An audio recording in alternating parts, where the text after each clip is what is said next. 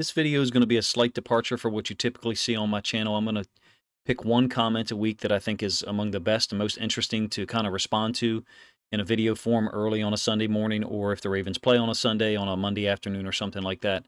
So this is new content for me, a slight variation, I guess, or large departure in some sense. I don't know about you, but it's unusual for this Sunday to have the Ravens already have played and have this kind of relaxed nature, and at the same time still revisiting and engaging in some of that frustration that we saw on Thursday night with the offensive line issues, and how often Lamar had to kind of be moved off his spot. I did a large-scale film study video on Lamar Saturday morning. If you're interested, please check that out. The one comment that I picked is going to talk about something that I noticed a couple of years ago under the Greg Roman offense, so that'll be an element to this, and I will refer to this. It'll to my thoughts from a couple of years ago, and this will only be a commentary. There won't be any video that's displayed here, number one. Number two, Monday morning I'll have a video out about Nate Wiggins and Marlon Humphrey at the same time, because I think they were two of the guys on defense as far as coverage that were the closest to the receivers they were guarding in man generally, very sticky. And in the case of Marlon Humphrey, he was one of the few, and in fact the only guy in the secondary who was playing with physicality, effort, disrupting routes, disputing ground, making you as a receiver / tight end fight over every single inch of the route. He didn't get called for a penalty. Certainly, you could say, well, he's going to eventually if he's so handsy, if he's so physical. Fine with me. So that will be part of the video, and then the other part of that video will be about Nate Wiggins and how he played in the limited snaps that he got. So let's get to the comment, and I will respond to it in my YouTube channel, but I thought this was incredibly astute, and I think there's some hidden points here that Wise 4MK is making. There's been this conversation about Lamar saying the Chiefs are not his kryptonite, I believe he said that was because he was personally no longer feels fear or intimidation when he has to face them. Completely agree. I have more confidence now after watching that game that the Ravens can beat the Chiefs. When I saw their defense breaking late third quarter and into the fourth quarter, and what I mean by break is give up on the pass rush because they were so tired. I think their coaches recognized that there was at a certain point that they needed to err on the side of coverage, be more conservative. It made sense. They were in the lead at that point. So bringing four, forcing us to execute up and down the field, fine. That's a tactical decision that they made. I do suspect that the day after the game, Steve Spagnuolo and his defensive staff sat there and thought maybe we should have brought more pressure because we damn near lost that game. I mean, we're going for two. If Isaiah Likely, isn't a toe out of bounds, and we're either going to win or lose. I think that's pretty obvious. I don't know what Coach Harbaugh said, but I totally agree with the first part of this, that Lamar feels confident now when he has to play them, because I do. I don't know if you do. You're welcome to let me know in the comment section if you have the same thoughts. I felt the same way Friday morning when I woke up and started watching some of the film, and a lot of the guys in the Discord pretty much echoed the same things, that they feel confident. We have some issues to fix, certainly. You could say on the other side, hey, the Chiefs dropped a couple of balls. They certainly got the benefit of a couple of breaks, let's put it that way, number one. Number two, we were right there at the end, and we ran 72 offensive plays. When you run 22 more offensive plays than the other team, there's a lot to say about that. Basically, in certain moments, they couldn't get us off the field, number one.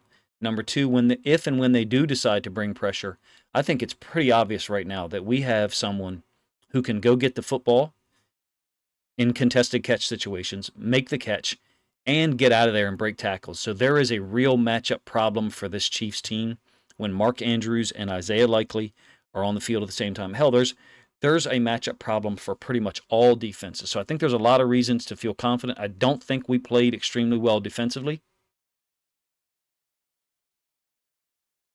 Allowed 7 yards per play to the Chiefs.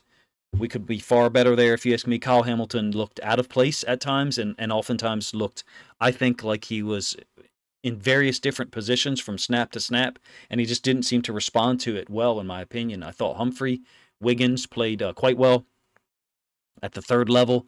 But in any case, I totally agree with Wise's first statement, or first paragraph here, that he feels confident being Lamar, and I think we should too.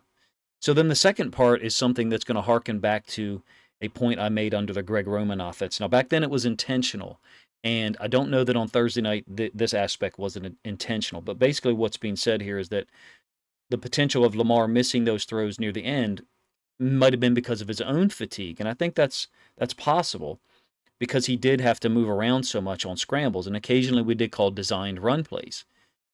And Wise attributes it to the insufficiency of the offensive line. Now, I'm going to link the two together.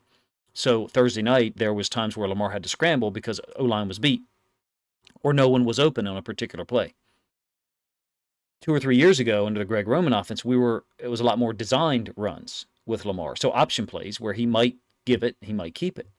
And there were times during that offensive period where I would get a little upset because, and I would try to explain to people, and I think back then, and maybe even now, people thought I was making excuses. So the idea is this. Josh Allen is another mobile quarterback, so we'll kind of omit him from this. But how many other quarterbacks in the league have to maybe on a 1st and 10 run the option and keep it for maybe 6 yards? And then on a 2nd and 4, scramble around to gain the first down. And then on the 3rd play, with their adrenaline up after having run 2 plays in a row, or maybe on the 1st play you gave it. But in any case, on the 3rd play, your coach calls another run pass option or other option play, where you may end up running the football. But I recall back then being somewhat frustrated at the lack of awareness for that 3rd play in a row. Now, I'm describing a fictitious sequence here, but this did occur many times.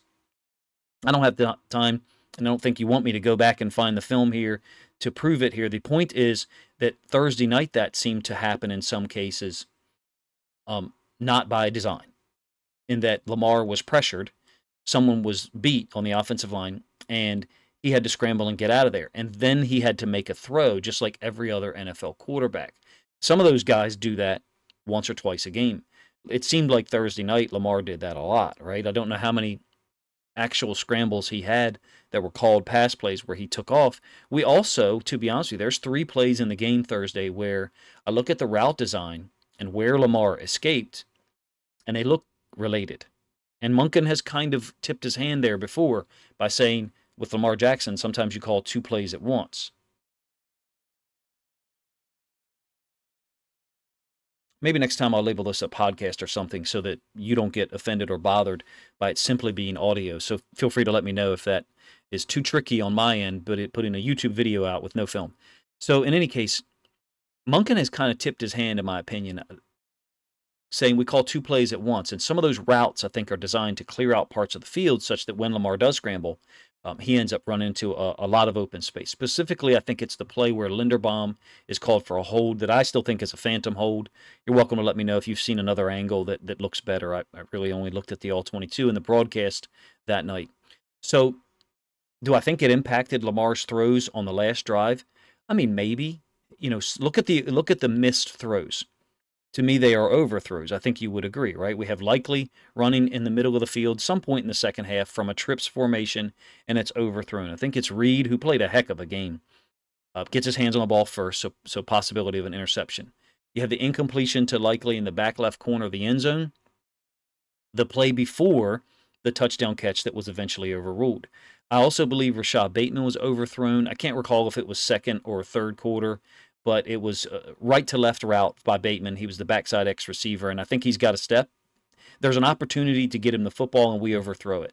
So how much of the plays before that, if I should say, Lamar is scrambling, impact that? Is your adrenaline up and you overthrow the football by 2 yards because in practice you are not scrambling for 12 to 15 yards with maximum effort just before practicing some of those throw concepts? I would say that maybe in practice he should be. Maybe Lamar should have to give maximum effort on something for 6 seconds, get in a huddle, and 30, 35 seconds later deliver a throw that simulates the way it happens in a game, if that's the dynamic we're going to see.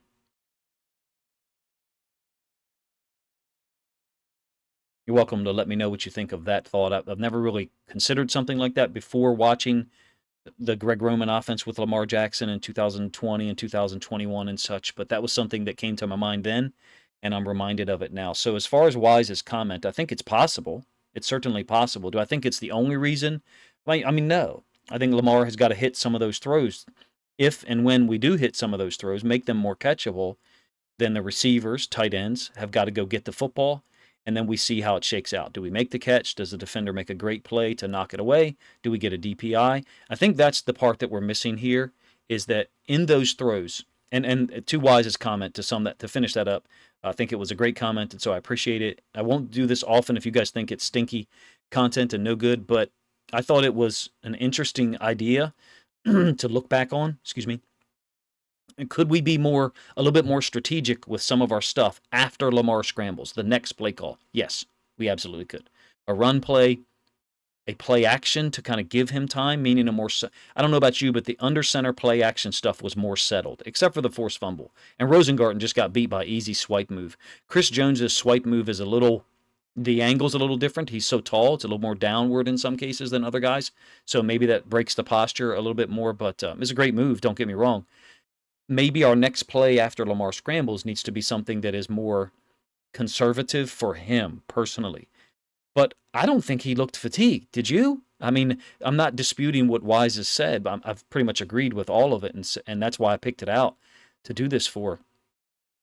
I don't think he looked tired. He looked like Superman on that last drive. It looked to me like he was a guy playing at a different speed. It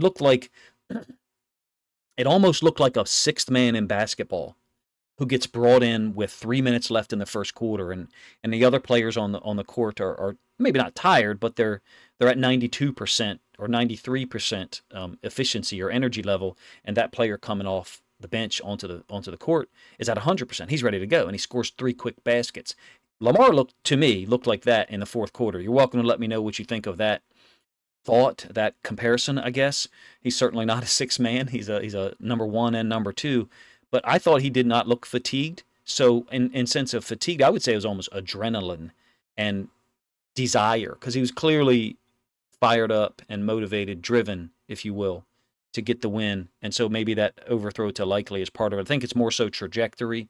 I'd like to see it a little bit lower trajectory, maybe even the Rashad Bateman throw. So maybe maybe the Ravens coaching staff and Lamar are going to talk about that this week with the receivers. Hey, we're going to change the thought process on being risk averse, making the balls more catchable. I think some of it is by design from Lamar, or a decision by Lamar. I think Lamar is deciding to put the ball out there to minimize risk of the DB making a play or possibly getting an interception. So that's my thoughts on that. You're welcome to let me know what you think of the under center play action offense that we showed. I don't think we should be in 22 personnel the whole time to do it. You know, we can do it out of 11 personnel. We can do it out of 20 personnel. We can do it out of 21 personnel. So I don't think that we need to be so heavy personnel-wise when we are going to go under center and hand the ball off to Derrick Henry. And in fact, I don't think Pat Ricard needs to be on the field every time when we're under center and Derrick Henry's in the backfield. And it's not necessarily the case the other night. There was times where he was not, but we used a lot of personnel groups.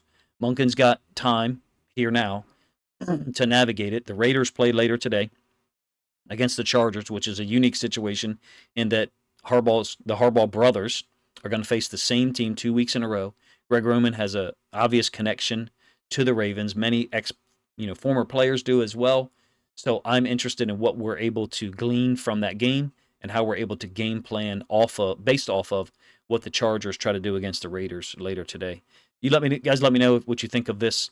If it's me coming up with a poor idea for content after I see multiple comments. But I thought this one was a really good one, and I thought it was something that brought back an idea or a thought I had and I expressed in videos 2 or 3 years ago as it relates to Lamar scrambling and then being expected to do something on the very next snap that all other NFL quarterbacks are expected to do, but he had just expended a ton of energy 35, 40 seconds earlier, which differentiates him or separates him from the other quarterbacks in the NFL. Guys, let me know what you think of those thoughts and the idea of me responding to 1 comment per week or maybe 2 in this type of video format. Appreciate you guys' time. If you think other Ravens fans would enjoy this video, albeit a commentary video, nonetheless, if you think people would enjoy it, then please consider grabbing a link to this video, sharing it out on social media to help this content get more reach.